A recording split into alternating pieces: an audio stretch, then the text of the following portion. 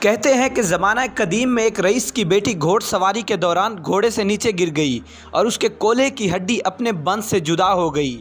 لڑکی کے باپ نے بہت سے حکیموں سے علاج کروانے کی کوشش کی کہ ہڈی کو واپس اپنی جگہ پر بٹھائیں، مگر مصیبت یہ تھی کہ لڑکی کسی حکیم کو اپنا جسم چھونے کی اجازت نہیں دیتی تھی۔ باپ نے بہت اصرار کیا لیکن بیٹی کسی طرح راضی نہیں ہو رہی تھی اور دن بدن کمزور ہوتی جا رہی تھی۔ آخر لوگوں نے مشورہ دیا کہ شہر سے باہر ایک بہت خاص حکیم رہتے ہیں، ان سے مشورہ کر لیں۔ وہ شخص حکیم صاحب کے پاس گئے اور اپنا مسئلہ بیان کیا۔ حکیم صاحب نے کہا کہ ایک شرط پر میں آپ کی بیٹی کا کولا ہاتھ لگائے بغیر واپس بٹھا سکتا ہوں۔ وہ شخص کہنے لگا جو بھی شرط ہو وہ قبول کرنے پر آمادہ ہے۔ حکیم نے کہا کہ شرط یہ ہے کہ ایک بہت موٹی تازی گائے میرے لیے لاؤ تو میں علاج کر دوں گا۔ وہ شخص بہت بھاری قیمت پر شہر کی سب سے موٹی تازی گائے حکیم صاحب کے گھر لے گیا۔ حکیم صاحب نے کہا کہ آپ اپنی بیٹی کو پرسوں ساتھ لے آئیں، اسی دن اللہ کے حکم سے اس کا علاج کر دوں گا۔ جب وہ شخص چلا گیا تو حکیم صاحب نے اپنے شاگردوں سے کہا کہ 2 دن تک نہ تو گائے کو گھاس کا ایک تنکا کھلایا جائے اور نہ پانی کا ایک قطرہ پلایا جائے۔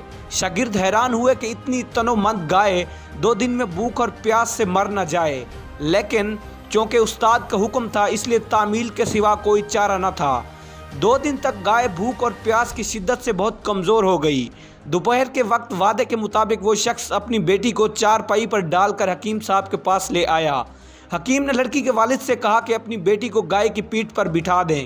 سب بہت حیران ہوئے لیکن حکم ماننے کے علاوہ اور کوئی راستہ نہ تھا۔ لڑکی کو گائے کی پیٹھ پر بٹھا دیا گیا۔ اب حکیم صاحب نے اپنے شاگردوں سے کہا کہ لڑکی کے دونوں پاؤں گائے کے پیٹ کے گرد رسی سے باندھ دیں۔ یہ کام ہونے کے بعد حکیم صاحب نے شاگردوں سے کہا اب گائے کے سامنے گھاس اور دوسری خوراک ڈال دو۔ گائے 2 دن کی بھوکی پیاسی تھی، جلدی جلدی کھانے لگی۔ حکیم صاحب نے اس کے سامنے پانی کی بڑی سی بالٹی میں بہت سا نمک ڈال کر رکھ دیا اور گائے تیزی سے پانی پینے لگی۔ پانی میں نمک کی آمیزش نے پیاس کی شدت اور بڑھا دی تو گائے نے ایک ساتھ بہت سا پانی پی لیا۔ گھاس اور پانی نے گائے کا پیٹ پھولانا شروع کر دیا اور لڑکی کی ٹانگوں پر دباؤ اتنا بڑھا کہ وہ چیخنے لگ گئی۔ اچانک کھڑاک کی آواز آئی اور لڑکی شدت درد سے بے ہوش ہو گئی۔ حکیم صاحب نے اس کے والد سے کہا اپنی بیٹی کو گائے سے اتار لیں، آپ کی بیٹی کی کولے کی ہڈی ٹھیک ہو گئی ہے اور یہ گائے آج سے میری ہے۔ یہ حکیم کوئی اور نہیں، حکیم بو علی سینا تھے۔ بو علی سینا ازبکستان کے شہر بخارا میں پیدا ہوئے۔ ان کا اصل نام حسین تھا۔ ان کو مشرق اور مغرب میں طب کا باپ مانا جاتا ہے۔ انہوں نے فلسفہ اور فلکیات کی تعلیم عبداللہ نادلی سے حاصل کی اور ساتھ ساتھ طب کی تعلیم بھی حاصل کرتے رہے۔ پرانے زمانے میں جب جنگ ہوتی تھی تو ایک بادشاہ دوسرے بادشاہ پر حملہ کرتا تھا تو اس سے جو مال برآمد ہوتا تھا وہ اس کو اپنے ساتھ لے کر چلا جاتا تھا۔ جو بادشاہ ہارتا تھا اس کی ہر چیز پر جیتنے والے بادشاہ کا قبضہ ہو جاتا تھا، حتیٰ کہ کتب خانے بھی اس کے قبضے میں آ جاتے تھے۔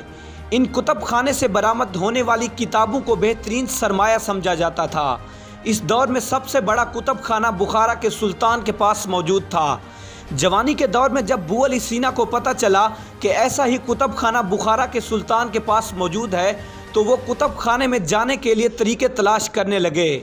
اس کو کہیں سے پتہ چلا کہ بخارا کا سلطان ایک ٹانگ کا مرض میں مبتلا ہے اور بادشاہ نے اعلان کر رکھا ہے کہ جو میری اس بیماری کا علاج کرے گا میں اس کو منہ مانگا انعام دوں گا۔ اس نوجوان نے اس بیماری کو حل کرنے کے لیے حکمت پڑھنی شروع کر دی اور سلطان کے پاس چلا گیا اور دعویٰ کیا کہ میں آپ کی ٹانگوں کی بیماری کا علاج کر سکتا ہوں۔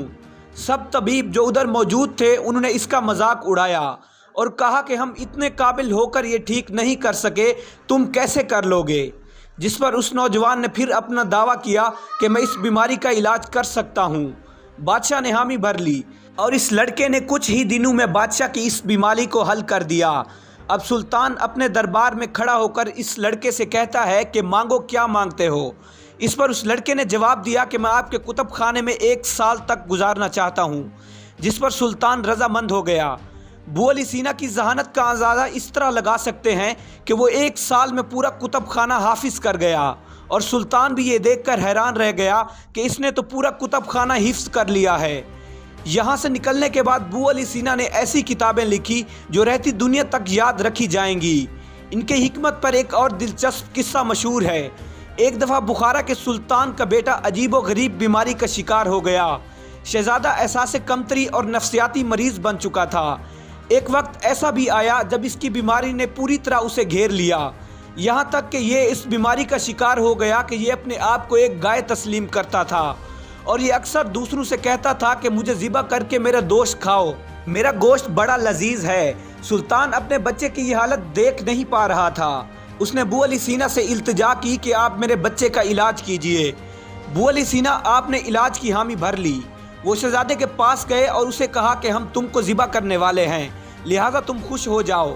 شہزادہ بڑا خوش ہو گیا، اور ابو علی سینا نے دوسرے لوگوں سے کہا کہ اس کے ہاتھ اور پاؤں پکڑ کر باندھ دو، کیونکہ ہم اس کو ذبح کرنے والے ہیں۔ ابو علی سینا اس کے سامنے چھری تیز کر رہا تھا اور ساتھ ساتھ کہہ رہا تھا کہ آج تمہارا گوشت کھائیں گے۔ پھر وہ اس کے پاس آیا اور آ کر کہا، یہ تو بڑی کمزور گائے ہے، اس میں سے تو گوشت نکلے گا ہی نہیں، آپ اس کو پہلے کھلا پلا کر موٹا تازہ کریں، تب جا کر میں اس کو ذبح کروں گا۔ جس پر اس شہزادے کو یہ احساس ہوا کہ اب اس کو ذبح ہونے کے لیے زیادہ خوراک کھانا پڑے گی، لہٰذا وہ دن رات کھانا کھانے شروع ہو گیا۔ آپ نے کھانے کے اندر دوا دینا شروع کر دی، اور وہ ایک ماہ کے اندر وہ شہزادہ بالکل صحت یاب ہو گیا۔ پس اس سے ثابت ہوتا ہے کہ کیسے اپنے ذہن کے مطابق اور حکمت کے ذریعے آپ ایک شہزادے کو ٹھیک کر دیا۔ اور آخر میں ابو علی سینا کی سب سے بڑی بات، کسی شخص نے ابو علی سینا سے پوچھا کہ سنائیں کیسی گزر رہی ہے۔ اس پر آپ رو پڑے اور کہا کہ گناہ گار ہوتے ہوئے بھی اللہ کی رحمت برس رہی ہے، سمجھ نہیں آتی کہ شکریہ کس کا ادا کروں، اس کی رحمت کا یا پھر اپنے عیبوں کی پردہ پوشی کا۔ دوستو، میری اگر یہ ویڈیو آپ کو اچھی لگی تو ویڈیو کو لائک کریں، شیئر کریں، کمنٹس کریں، اور میرے چینل کو لازمی سبسکرائب کر لیں تاکہ آنے والی اچھی ویڈیوز سے آپ لوگ فائدہ اٹھا سکیں۔